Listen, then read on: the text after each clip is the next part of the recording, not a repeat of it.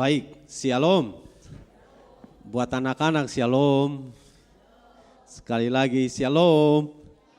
Oke, hari ini kita sama-sama akan belajar bersama dengan tema, karena ini adalah Hari Nasional Sekolah Minggu yang merujuk kepada Hari Anak Nasional di tanggal 22 Juli. Dan oleh Gereja Sidang Jemaat Allah mengangkat Hari Anak Nasional dengan tema yang kemudian diangkat di dalam sebuah program nasional Gereja Sidang Jemaat Allah dengan menjadikan momen itu menjadi momen Hari Nasional Sekolah Minggu GSJ. Dan sudah beberapa waktu dan kemudian waktu yang terbaik hari ini dilakukan untuk perayaan Hari Nasional Sekolah Minggu Gereja Sidang Jemaat Allah Philadelphia Eri. Nah, tema yang kemudian disampaikan oleh pengurus nasional, dan tema ini menjadi sebuah tema yang kemudian akan disampaikan secara luas di seluruh gereja-gereja Sidang Jemaat Allah di Indonesia, agar supaya tema ini kemudian juga bisa menyentuh, pesannya bisa menyentuh setiap anak-anak, bahkan setiap orang tua. Dan dikatakan bahwa home sweet home. Dan kita bicara tentang rumah. Dan dalam terjemahan Inggris sebenarnya ada dua kata yang mengartikan kata tentang rumah. Satu yang namanya home dan satu yang namanya house. Lalu kemudian kita mengerti dengan baik perbedaannya sangat jauh sebenarnya. Kalau kita bicara tentang house, ini bicara tentang rumah secara fisik sebenarnya. Tapi kalau bicara tentang home, ini bicara tentang bukan fisik. Tapi sebenarnya ini lebih bicara tentang orang merasa nyaman di sana, orang menikmati, orang merasa semacam aman dalam berbagai keadaan yang sedang terjadi. Dan di dalam Efesus pasal 2, firman Allah dikatakan ayat 19, demikianlah kamu bukan lagi orang asing dan pendatang, melainkan kawan sewarga dari orang-orang kudus dan anggota-anggota keluarga Allah, yang dibangun di atas dasar para rasul dan para nabi dengan Kristus sebagai batu penjuru. Dalam Dia tumbuh seluruh bangunan rapi tersusun menjadi bait Allah yang kudus di dalam Tuhan. Di dalam Dia kamu juga turut dibangunkan menjadi tempat kediaman Allah di dalam Roh. Nah, saudara, oleh Paulus menyampaikan tulisan ini oleh Gereja Sidang Jemaat Allah secara khusus sebagai pengurus Departemen Sekolah Minggu Nasional, menyoroti tema dengan teks yang kemudian menjadi sebuah teks yang kiranya merujuk kepada pesan yang penting bagi setiap kita orang tua dan khusus bagi anak-anak sekolah minggu, agar supaya semua orang, semua pribadi akan memberikan semacam komitmen kepada dirinya, memberikan pernyataan kepada dirinya, gereja adalah rumah, gereja adalah tempat tinggalnya. Kita akan lihat banyak hal yang kemudian disampaikan sebagai sebuah pesan penting. Tapi saya harus bisa mengatakan begini, kita bicara tentang gereja juga punya konsep atau punya pengertian dua hal. Gereja secara fisik, tapi gereja secara rohani. Jadi kemudian dari konteks ini kita akan mengamati dengan baik dari apa yang kemudian saya sampaikan, gereja dalam dua konteks, secara fisik tetapi juga secara rohani. Nah, saya mau dua-dua itu kita miliki. Bukan hanya sebatas, katakanlah bukan hanya sebatas fisik kita miliki, tapi secara rohani.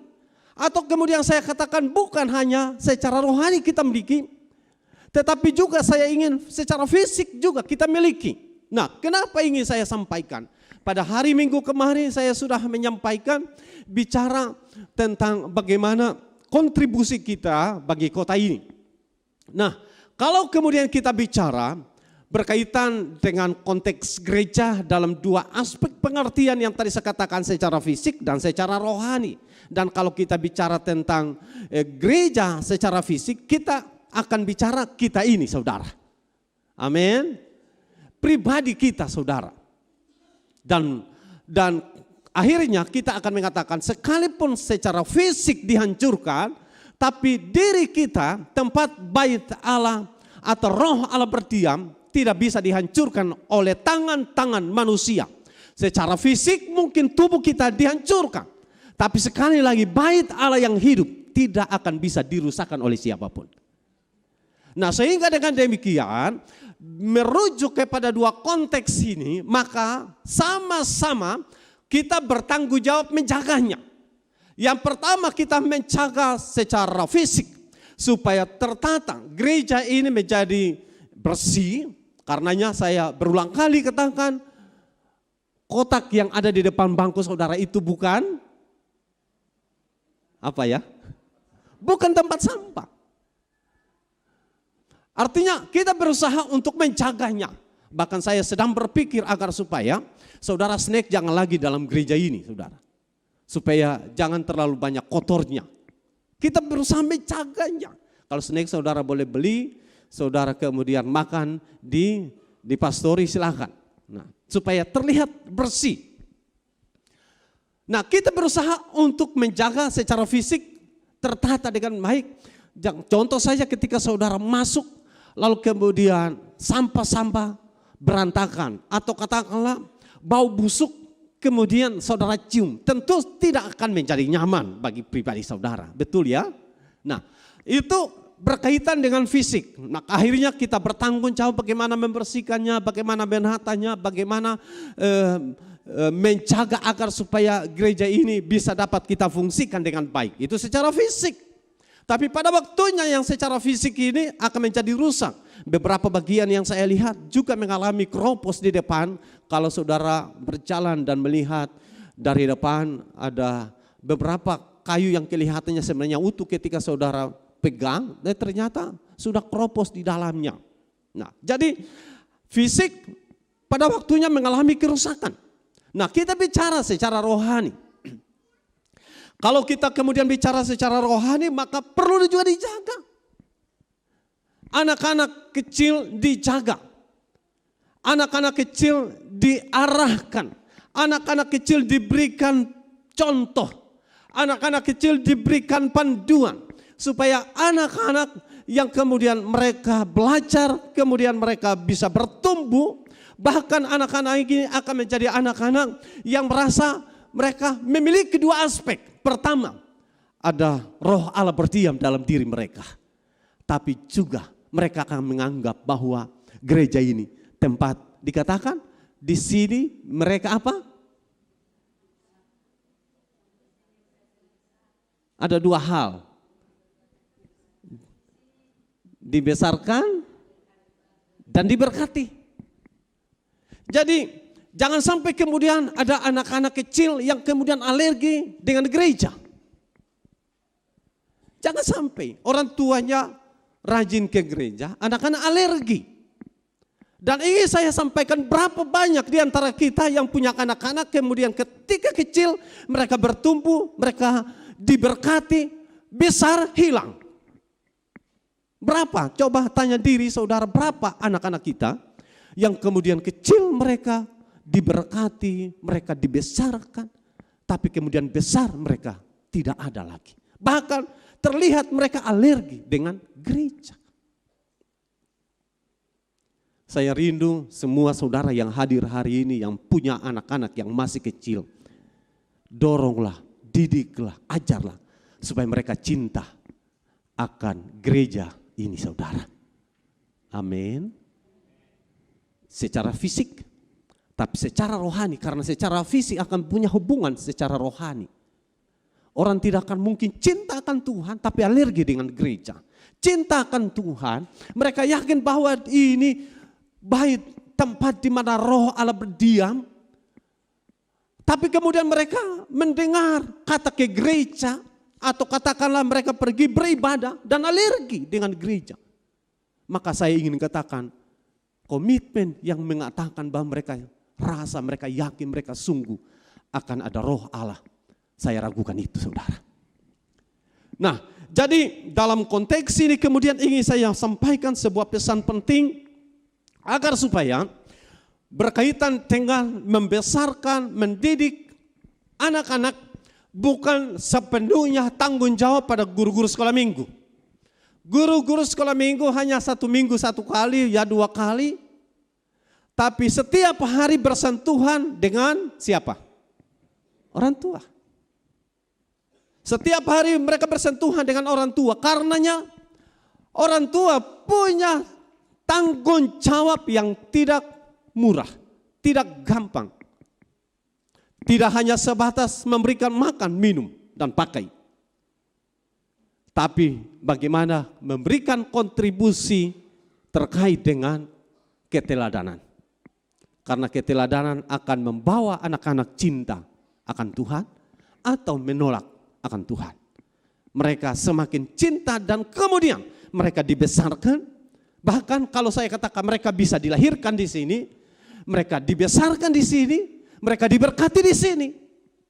Nah, karenanya beberapa kali saya sampaikan khusus kepada anak-anak muda, saya sering katakan begini, kalau kalian bisa dilahirkan di sini, kalian dibesarkan di sini, bahkan kalian diberkati, dan setelah diberkati jangan pernah lupa tempat kalian dilahirkan. Jangan sampai kalian sudah diberkati, ibarat kacang lupa kulit. Jangan sampai itu, saudara. Nah, karenanya kita penting sekali membangun 2 sisi kehidupan secara fisik tetapi secara rohani. 2 hal ini penting. Nah, saya kembali berkaitan dengan tema yang menjadikan gereja sebagai rumah. Bukan fisiknya, tapi mereka menikmati rasa nyaman. Mereka merasa aman di sana. Dan tentu ini bagian yang kemudian saya ingin sampaikan bahwa gereja Tuhan, orang tua, semua kita selaku anak-anak Tuhan harus bisa katakan begini. Semua warga, semua jemaat harus kita pandang mereka bukan orang asing. Kenapa penting bukan orang asing? Karena kalau orang asing, saudara akan acuh tahu. Kalau orang asing, saudara akan rasa risih. Tapi sekali lagi bahwa mereka adalah teman. Mereka adalah kawan. Ibarat mereka sudah sekian lama kita berpisah. Dan saat kita berjumpa, apakah saudara senang dengan mereka ketika sudah lama berpisah dan jumpa? Apakah saudara tidak suka dengannya? Tentu kita akan mengatakan saya suka. Karena sudah lama kita berpisah. Kenapa? Karena dia teman. Beda dengan musuh. Entah lama atau baru berpisah, yang ada puji syukur. Ketemu orang itu. Nah, kadang bisa terjadi dengan pemahaman demikian. Tapi saya harus mengatakan bahwa sebagai orang yang bukan orang asing, dan yang kedua sebagai teman. Dan yang dimaksud teman di sini ini bukan soal teman biasa. Kita dirangkum, kita disatukan dalam sebuah persekutuan yang namanya warga kerajaan Allah. Dan karenanya kita yang oleh Alkitab katakan adalah kita adalah warga kerajaan Allah. Kenapa kemudian dikatakan kita adalah warga kerajaan Allah? Karena ketika Paulus menuliskan surat kepada jemaat yang ada di Efesus, bukankah kemudian dalam misi-misi penyelamatan atau kemudian kita perhatikan dalam konteks Alkitab cenderung orang yang merasa punya nama adalah orang Yahudi. Karena mereka merasa wah mereka memiliki tentang janji-janji. Dan mereka menganggap orang non-Yahudi adalah orang dari generasi berikutnya. Nah, Paulus ingin menyampaikan karena orang-orang Efesus banyak yang bertobat dari bukan orang Yahudi tapi dari non-Yahudi. Orang yang disebut dengan orang bukan bangsa pilihan Allah. Nah, orang Yahudi merasa, orang Ambon bilang taigarosi ya. Karena kita merasa memiliki. Janji itu untuk saya. Janji itu bukan untuk orang lain. Ibarat janji itu untuk kita orang iri, bukan untuk orang Latuhalat, bukan untuk orang Ambon, untuk orang iri. Nah, kita akan merasa bangga dengan itu, saudara. Paulus ingin menyampaikan bahwa sebenarnya pesan ini bukan untuk orang Yahudi saja, tapi juga orang non-Yahudi. Nah, antara Yahudi dan non-Yahudi kadang justru terjadi perbedaan pendapat dan perbedaan pemahaman. Paulus ingin menyampaikan kepada orang Yahudi, ingat, orang non-Yahudi bukan orang asing. Orang non-Yahudi bukan musuh. Orang yang non-Yahudi, mereka adalah kawan sewarga atau warga kerajaan Allah. Karena ketika mereka mengenal Tuhan, mereka telah bergabung dalam kelompok warga kerajaan Allah.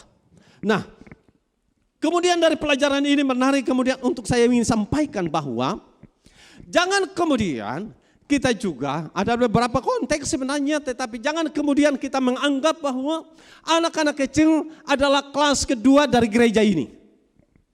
Sekali lagi ingin saya sampaikan, anak-anak sekolah minggu jangan kita berpikir mereka adalah kelas kedua, kelas ketiga dalam gereja ini. Saya ingin bahwa anak-anak kecil sama kedudukannya di mata Tuhan. Jangan kemudian kita menilai mereka semata batu sandungan saja. Semacam kita melihat pengacau saja. Memang karakter anak-anak, watak anak-anak yang demikian.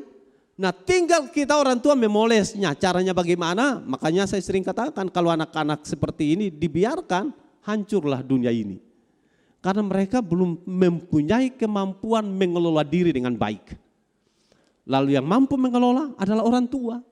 Dan kita orang tua harus bisa mengawasi mereka. Tetapi kemudian harus kita pahami bahwa kalau demikian, bagaimana peran kita orang tua? Bagaimana peran kita selaku orang yang dewasa? Nah, tentu saya ingin katakan bahwa rasa tanggung jawab itu perlu ditumbuh kembangkan. Dari sekolah minggu anak-anak diajar bagaimana setia, datang, bersekutu, dipimpin, dibimbing, dan macam-macam. Nah, itu tanggung jawab orang tua. Sehingga dengan demikian maka orang tua punya peran yang besar. Nah, kalau demikian orang tua juga harus bisa mampu memberikan contoh.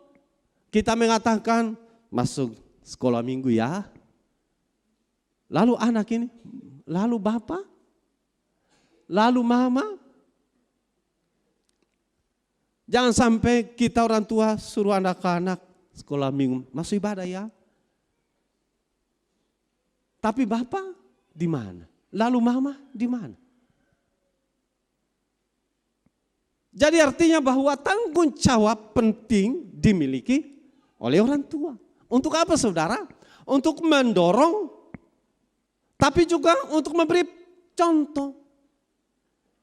Nah, kalau memberikan dorongan dan memberikan contoh, supaya mendorong anak-anak masuk ibadah, orang tua juga ikut masuk ibadah.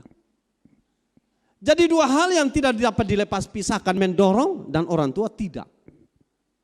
Atau kemudian orang tua masuk dan anak-anak tidak didorong, ini juga salah. Amin.